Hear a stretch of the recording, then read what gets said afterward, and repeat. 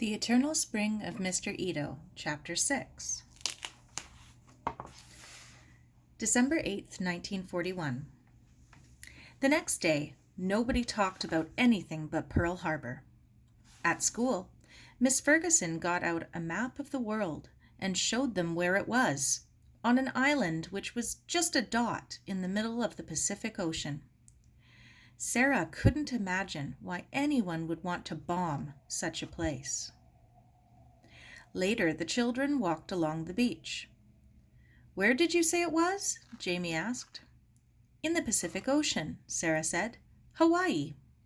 You know, where they do the hula hula dance?" She swayed her hips and waved her arms the way they did in the movies. "Well, I don't get it," Ernie said. "Why are they bombing in the Pacific? The war is in the other direction." "Don't be daft," Maggie said. "That's our war. This is a different one." Ernie shook his head. "What gets me is they never said a dicky bird about having it for Pearl Harbour.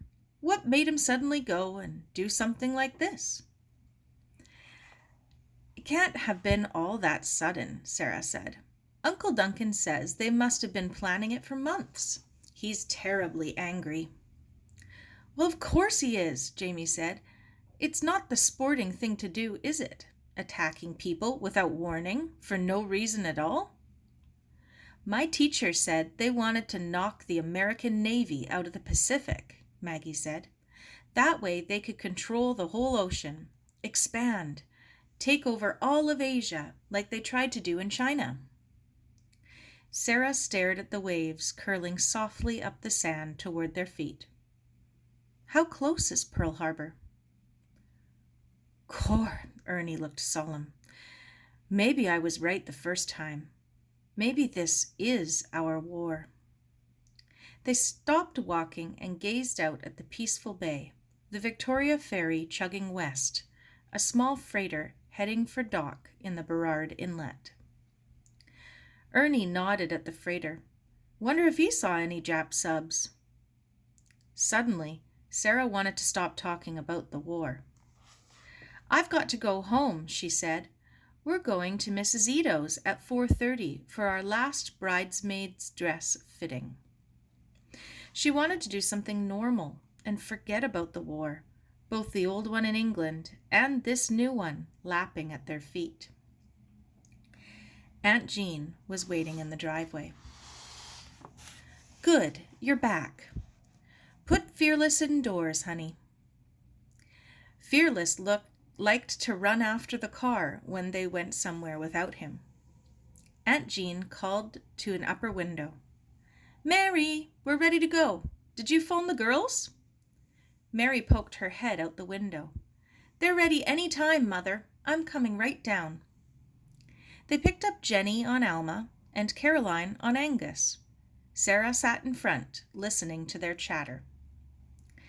Caroline was a former neighbor on Belmont, and Jenny was a second cousin on Aunt Jean's side. They had all graduated from Crofton House School together.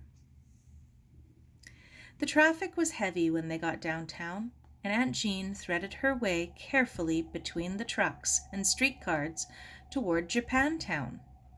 They all parked on Powell and climbed the narrow staircase to Mrs. Ito's apartment above the Cho-Cho-san restaurant. Mrs. Ito greeted them with little bows and soft cries of welcome, hurrying behind them and between them and before them with tiny steps and fluttering hands, ushering them into her parlor. She made them sit down and brought rice cakes exquisitely arranged on a lacquer tray and small cups of scented tea, which they sipped while she went into the back room to get the dresses. Sara looked around. There were family pictures on the mantel. George on his boat, Henry and his wife and 3 children standing in front of a tractor. On one wall, there was a framed picture of King George VI and Queen Elizabeth in their coronation robes. On another wall,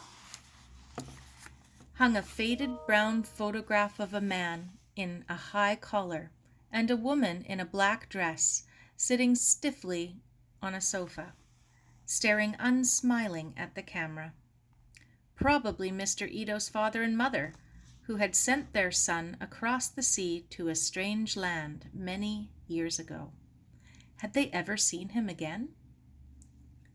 A Canadian flag stood in one corner behind a little table holding a picture of Mr. Ito in his army uniform. Next to the picture, a small velvet easel held a medal pinned to a striped ribbon. An old-fashioned sideboard faced Sara. Mrs. Ito had laid a snowy runner across its polished top, and, in front of a statue of a fat Japanese man with his hair in a top knot, there were dishes of orange paste and brown liquid and a string of beads. Aunt Jean saw the question in Sara's eyes. "It's an altar to Buddha," she whispered. "I understand Mr. Ito turned from Shinto to Buddhism after the Great War." "Oh, I know what to say," Sara said, nodding. "Namu Amida Butsu." Jenny and Caroline stared at her. "Wow!" Mrs. Ito came into the room, her arms loaded with yards of pink and green and blue net. "That good thing say, Miss Sara. Bring good luck." Caroline had a funny look on her face. "How come you know how to speak Japanese?" Sara wished she had kept her mouth shut. Mary came to her rescue. "The blue dress is for Jenny, green for Caroline, and pink for little sister Sara." Mary whirled the pink dress away from Mrs. Ito. "Put it on, Sara. Let's see how you look now it's finished." A few minutes later, all three bridesmaids were arrayed in their dresses. They swirled around the room, swishing their skirts and singing, "Here Comes the Bride." "Lovely," Aunt Jean said. "You look like a bouquet of flowers. Now stand still and let Mrs. Ito adjust the hems. And I want you to try on your hats today." As Mrs. Ito circled on her bended knees, Sara gazed at her reflection in the long mirror. Aunt Jean appeared behind her, carrying a broad-brimmed hat with long pink ribbons down the back, and placed it gently on her head. "Oh, oh!" Sara was enchanted. "But wait!" Quickly, she pulled the rubber bands off the ends of her braids and shook her hair loose. It tumbled down her shoulders, wavy from the braiding. "There!" She looked like Scarlett O'Hara. She really did. Suddenly, they heard the patter of feet racing up the stairs and the hurried scratch of a key in the lock. "Mother, are you all right?" a voice cried from the hall. Helen Ito rushed into the room. "Oh!" She stopped short. "Oh, hello, Mrs. Cameron. I didn't know you were here." Her polite smile came and went. "Has anything happened here?" "What thing?" Mrs. Ito got to her feet. "Why are you home so early?" "Have you had the radio on?" "No, I do dresses for Missy Cameron." Mrs. Ito stared at her daughter. "America and England have just declared war on Japan." Helen's voice shook. "I'm afraid, Mama. I don't know what it will mean for us." Mrs. Ito sat down slowly. Your father went last war. He too old now. Maybe George and Henry." She shook her head. "How can farm work without farmer? Or fishing without fisherman?" She lifted her chin. "They go to army. They do duty." "You don't understand, Mother." Helen sounded desperate. "Everyone thinks we support the Japanese in what they did." Coarse shouts sounded from the street below. "Change back into your street clothes, girls," Aunt Jean said. "I think we'd better get home." In silence, They took off their pretty dresses and draped them over the chair. "We'll keep in touch, Mrs. Ito. Let us know when the dresses are ready," said Aunt Jean. "Hi. Mrs. Ito nodded. "Maybe tomorrow. I work tonight. They beautiful, Missy Cameron. You see." She tried to smile. "Miss Mary looking so—" A crash interrupted her. Helen screamed, and the girls jumped backward as a rock hurtled through the window, sprinkling the carpet with glass. "Good heavens!" Aunt Jean cried. "They must be mad! What do they think they're doing?" "There's a crowd going up and down Powell, breaking shop windows," Helen said. Frightened tears stood in her eyes. "Well, I'm going straight down to tell them what I think of them." "Don't, Mother! They might hurt you." Mary grabbed her arm. "They'll not hurt me." Aunt Jean's eyes flashed. "I'll give those hooligans a piece of my mind. You girls come down as soon as you're ready." She hurried out the door and down the stairs. Sara ran to the window to watch. "Get away from there, Sara!" Mary pulled her back. "You might get hit." As she spoke, another stone flew through the window. It hit the flag in the corner, which fell across Mr. Ito's picture, shattering the glass in the little silver frame. The metal was knocked to the floor. As the girls ran out the door, Sara glanced back. Mrs. Ito was on her knees, Mr. Ito's bright ribboned medal clasped in her hands. Out on the street, Aunt Jean was trying to talk to the crowd. "These are good people," she shouted. "You're wrong to do this." "They've sure got you fooled, sister," answered a big red-haired man. "You better get out of Japtown or you'll be tarred with the same brush." But he moved uneasily down the street, away from her. They found the car quickly and drove out of Powell. A mounted policeman was at the intersection, stopping traffic from coming in.